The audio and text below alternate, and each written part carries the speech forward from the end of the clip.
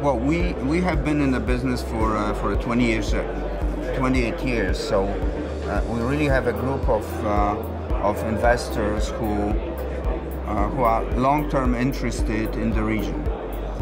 I think the recipe for success in the region is to keep a contact with people who really want to understand the region, because region is not easy to be understand.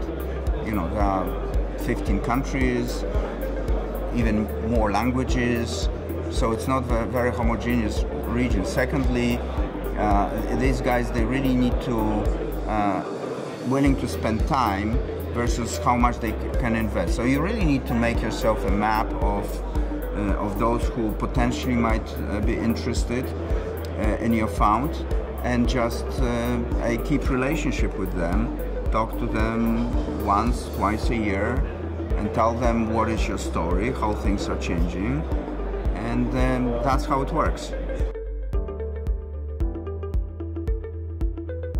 Just judging by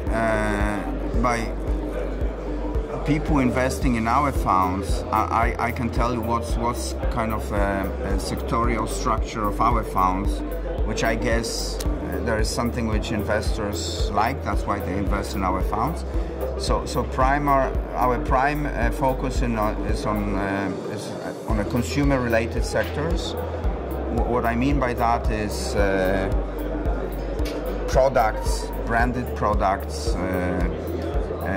but also producers of private labels, but also a way to get to the consumers, like retail chains, for example, but also e-commerce platforms which people are using to buy the stuff. So that's the first group, which in our case it's about 40% of our portfolio. The second group, they are companies which are export-driven companies from the region, mainly to Western Europe, but also to other places in the world.